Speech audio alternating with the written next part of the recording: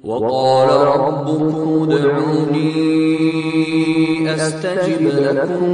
Salah satu tradisi kita di Indonesia ini kalau menjelang Idul Fitri adalah mudik. Dan dalam Islam tidak dilarang tentunya. Cuma kita ingin menitik beratkan agar bagaimana mudik Anda bernilai pahala di sisi Allah Subhanahu wa taala. Alhamdulillah wassalatu wassalamu ala Rasulillah. Segala puji dan puja kehadirat Allah Subhanahu wa taala, juga salawat dan taslim kepada Nabi besar Muhammad sallallahu alaihi wa ala alihi wa sahbihi wasallam.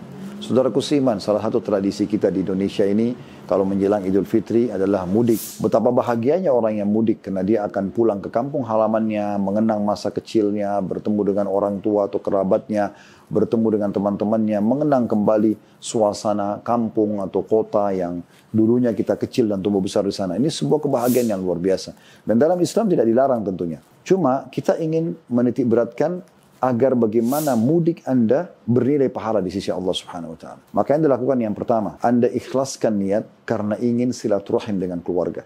Maka akan ada hadis atau Anda mendapatkan apa yang dijanjikan dalam sebuah hadis. Kata Nabi SAW, siapa yang ingin dipanjangkan umurnya, diluaskan rezekinya, maka dia lanjutkan hubungan silaturahim. Maka niatkan untuk bertemu dengan kedua orang tua, sekaligus bakti dengan mereka, ketemu dengan sanak kerabat di sana, dan itu akan pahala.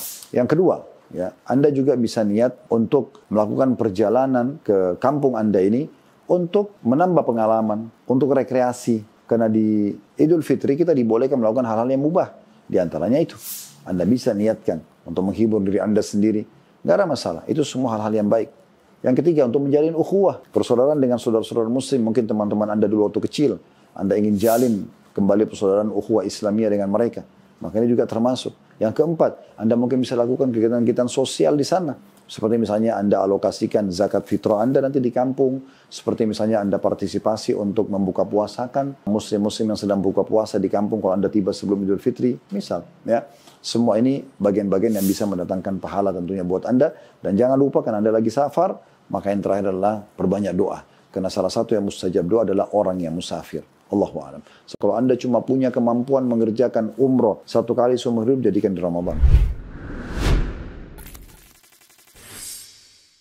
Assalamualaikum warahmatullahi wabarakatuh. Alhamdulillah wassalatu wassalamu ala Rasulillah. Segala puji dan puja kehadirat Allah Subhanahu wa taala, juga salawat dan taslim kepada Nabi besar Muhammad sallallahu alaihi wa ala alihi wa sahbihi wasallam. Salah satu ibadah yang sangat besar pahalanya adalah umrah, di mana Nabi SAW memang memerintahkan kita untuk mengulang-ulangi ibadah ini. Sebagaimana beliau bersabda, tabi'u bainal umrati wal hajj. Selalu rutinkan kerjakan umrah dan haji. Dari umrah ke umrah, dari umrah ke haji, dari haji ke umrah. Terus kerjakan itu, karena keduanya akan menghilangkan dan membersihkan kefakiran dan juga dosa-dosa sebagaimana pandai besi membersihkan karat dari emas, perak, dan juga besi itu sendiri. Jadi memang ini adalah perintah untuk mengerjakannya. Dan dia bisa membersihkan dosa, menghilangkan kesusahan hidup, kemiskinan. Ini luar biasa keutamanya. Jadi memang teman-teman sekalian, ibadah ini sangat ditekankan. Dan tentu banyak sekali keutamaan umroh itu sendiri yang mungkin akan ada bahasan sendiri di tema tentang masalah umroh dan haji. Namun di kali ini kami ingin menyampaikan tentang keutamaan umroh yang khusus Anda kerjakan di bulan Ramadan. Karena ini adalah keutamaannya lebih ekstra daripada umroh selain Ramadan. Sebagaimana kata Nabi SAW, umroh di bulan Ramadan sama dengan haji bersamaku. Jadi Anda bisa bayangkan biaya Anda biaya umroh, pelaksanaan juga waktu yang dipakai umroh. Mungkin sekitar 4-5 jam, tapi Anda mendapatkan pahala ya haji.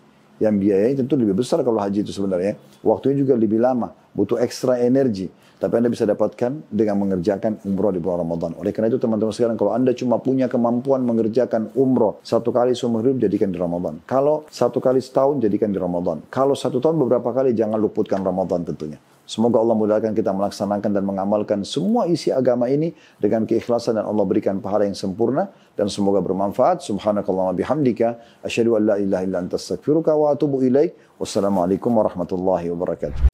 Kalau kalian sedang berpuasa, maka jangan pernah rafath. Apa itu rafath?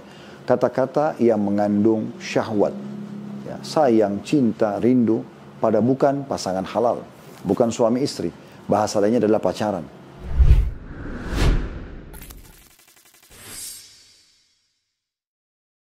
Assalamualaikum warahmatullahi wabarakatuh. Alhamdulillah wassalatu wassalamu ala Rasulillah.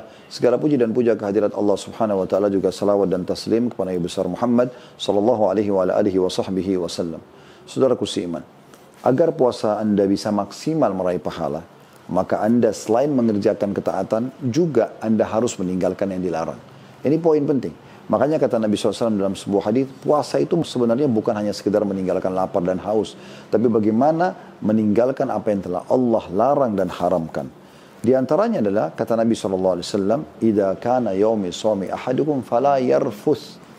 Kalau kalian sedang berpuasa, maka jangan pernah rafath. Apa itu rafath? Kata-kata yang mengandung syahwat, ya, sayang, cinta, rindu pada bukan pasangan halal, bukan suami istri. Bahasa lainnya adalah pacaran. Ini dilarang dalam Islam. Bahkan bagi suami istri pun ada batasan pada saat mereka sudah menjurus kepada hubungan intim biologis, apalagi kalau sampai biologis bisa membatalkan puasanya. Bahkan bukan cuma itu, ada hukumannya. Orang yang halal suami istri kalau sampai interaksi biologis, maka mereka harus bertobat kepada Allah Subhanahu wa taala, mengganti puasanya yang sudah batal itu, kemudian mereka membayar denda. Dendanya bebasin budak, dan di zaman kita tidak ada budak sekarang. Pindah ke yang kedua, opsinya adalah puasa 2 bulan berturut-turut, dan ini juga sulit. Karena sebulan saja sudah jebol, apalagi sampai 2 bulan. Dan yang ketiga adalah memberikan makan 60 orang miskin. Itu suami istri. Bagaimana dengan kalau bukan suami istri? Kalau suami istri itu di malam hari dibolehkan, sebagaimana Allah berfirman dalam Al-Quran, "Uhilla lakum laylatus siyami rafathu ila nisaikum, hunna libasun lakum wa antum libasun lahun."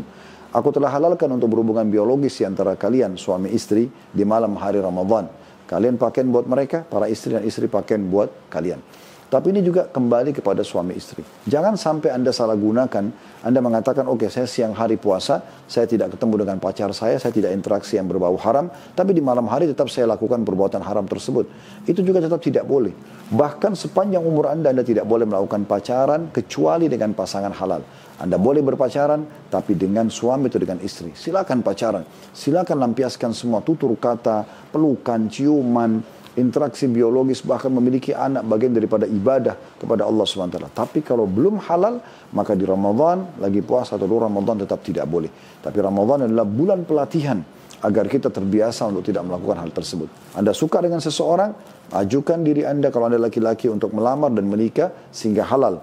Dan juga kalau Anda wanita, Anda mengatakan kepada laki-laki yang menyukai Anda, saya tidak akan pernah melakukan perbuatan yang Allah haramkan, dan kalau mau menyentuh saya, silahkan menikah. Dan itu adalah sebuah prinsip dasar seorang muslim, dan ini tanda-tanda keimanan tentunya. Semoga kita bisa ambil pelajaran dari pelatihan Ramadan ini, agar jangan sampai kita melakukan pelanggaran agama, yang bahkan bisa sampai mengurangi kadar pahala atau membatalkannya. Semua bermanfaat. Subhanakallahumma bihamdika, asyhadu an la ilaha illa anta astaghfiruka wa atubu ilaik. Wassalamualaikum warahmatullahi wabarakatuh. Apa yang harus dikerjakan oleh wanita haid?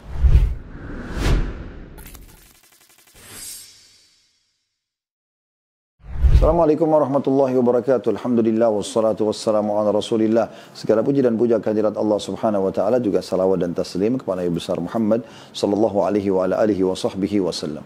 Saudaraku seiman, ada satu halangan bagi wanita yang rutin datang kepada mereka setiap bulan, yaitu haid.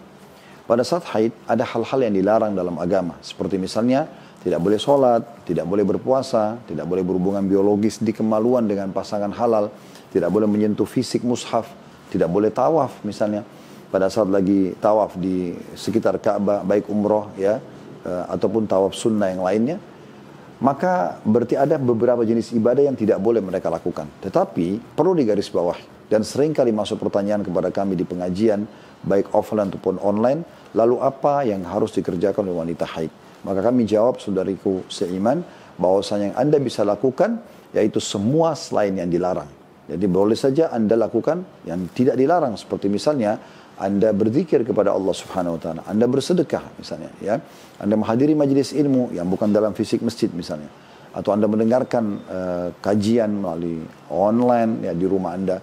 Anda bisa misalnya menjenguk orang sakit, berbakti sama orang tua, silaturahim keluarga. Intinya selain yang dilarang, semuanya boleh Anda kerjakan. Dan di bulan Ramadan ini Anda bisa tetap meraih pahala dengan misalnya menyediakan buka puasa buat keluarga di rumah, menyiapkan sahur buat mereka. Kalau Anda sudah punya anak-anak, misalnya Anda bangunkan mereka, Anda didik mereka, Anda bacakan buat mereka buku-buku agama misalnya. Anda tetap melayani suami semaksimal mungkin, kecuali yang dilarang saja seperti interaksi biologis misalnya. Maka selain daripada itu, Anda tetap lakukan dengan menyiapkan pakaiannya, dengan menyiapkan sepatunya, dengan menyiapkan misalnya perangkat-perangkat kerjanya, dan sekian banyak kegiatan yang bisa dilakukan tentunya bagi wanita yang sedang haid. Jadi tetap semangat, saudariku seiman. Jangan berpikir bahwasanya Anda karena lagi diistirahatkan tanda kutip dari beberapa jenis ibadah, maka berarti Anda juga libur dari semua ibadah. Jangan. Jadi Anda harus isi justru dengan ibadah-ibadah yang tidak dilarang tentunya. Semua bermanfaat. Subhanakallahumma bihamdika asyhadu an la ilaha illa anta astaghfiruka wa atubu ilaik. Wassalamualaikum warahmatullahi wabarakatuh.